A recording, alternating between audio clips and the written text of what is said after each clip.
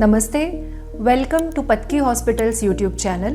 मैं हूं डॉक्टर श्वेता कुलकर्णी और आज हम लो AMH इस विषय पे जानकारी लेने वाले हैं। लो AMH आजकल एक बहुत बड़ी समस्या हो गई है। हमारी OPD में आने वाले लगभग 60 to 70% औरतों में ये पाई जाती है। तो AMH क्या है? फीमेल बॉडी के अंदर दो ओवरीज होते हैं, राइट और लेफ्ट। ये ओवरीज में कई सारे एग्स होते हैं। जब किसी भी फीमेल बेबी का बर्थ होता है तो बर्थ के टाइम पे ही लगभग 1 मिलियन एग्स लेके वो बेबी पैदा हो जाती है। जब पीरियड आना शुरू हो जाते हैं तब हर महीने लगभग 1000 के करीब एग्स धीरे धीरे डिस्ट्रॉय हो जाते हैं और फिर जब मेनोपॉज आ जाता है तब बॉडी के अंदर के सभी फॉलिकल्स यानी एग्स ख़त्म हो जाते हैं। ये जो प्रीमैच्योर फॉलिकल्स हैं ये AMH को बनाते हैं और इसलिए AMH हमें ये दर्शाता है कि हमारे बॉडी में कितने फॉलिकल्स या कितने एग्स बन रहे हैं। AMH का फुल फॉर्म है एंटी मुलेरियन हार्मोन। तो जब हम रिप्रोडक्टिव एज ग्रुप में होते हैं यानी 25 की 35 के उम्र में AMH अगर 2 या 2.5 से ऊपर हो तो इसका मतलब आपकी फर्टिलिटी ठीक है। जब हम आगे एज बढ़ता जाता है तो AMH धीरे धीरे घटता जाता है।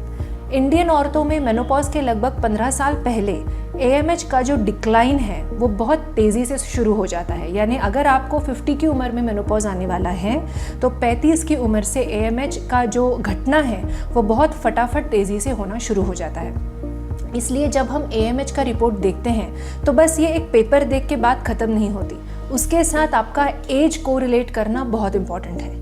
तो अगर मानो आपकी शादी लेट हुई है, आपकी उम्र ऑलरेडी 37 है और 37 की उम्र में आप AMH 1.2 लेके हमारे पास आते हैं तो उसमें डरने वाली बात नहीं है। It's okay, it's normal. Similarly अगर 40 to 43 की उम्र में शादी हो गई है और AMH की मात्रा अब 0.2 आ गई है तो देन ऑल्सो उसको हम नॉर्मल ही कहते हैं। अब बात करेंगे आप रिप्रोडक्टिव एज ग्रुप में हैं यानी 25 से 35 की उम्र में हैं और AMH एकदम से कम हो गया है, 1.2 है, 1 है, 0.5 है, तो अभी हमें आगे क्या करना चाहिए? तो सबसे पहले हम कहते हैं कि आप डरिए मत। AMH कोई फाइनल सेंटेंस नहीं है आपकी फर्टिलिटी पे। AMH कम है इसका मतलब आप नेचुरल कंसीव ही नहीं करेंगे, ऐसा बिल्कुल भी नहीं होता है। कितनी बार हमने देखा है, इनफैक्ट बहुत सारे पेशेंट्स में मैंने ये देखा है कि AMH कम होने के बावजूद बिल्कुल नेचुरली ये पेशेंट्स ने कंसीव किया है, या AMH कम है इसलिए डर के पहला IVF किया और 1-2 साल गए और फिर दूसरा बच्चा उन्हें बिल्कुल नेचुरली कंसीव हुआ है। इसलिए डर मन से निकाल दीजिए। हो सकता है कि लैब में थोड़े अल्टरेशंस हुए हों, इसलिए अगर एक लैब में AMH कम दिखाया है तो ये आप दूसरे लैब में डेफिनेटली रिपीट करके देखिए। अगर दूसरे लैब में भी ये रिपोर्ट कम ही आता है तो हम पेशेंट्स को ये सलाह देते हैं कि प्रेगनेंसी डिलीवरी ज़्यादा डिले मत कीजिए। यानी अगर आप चाहते हैं कि 1-2 सालों के बाद आप प्रेगनेंसी का प्लानिंग करें तो आप थोड़ा उसे जल्दी कीजिए, यानी और डिले मत कीजिए, फटाफट प्लानिंग करके प्रेगनेंसी वगैरह की शुरुआत कर दीजिए।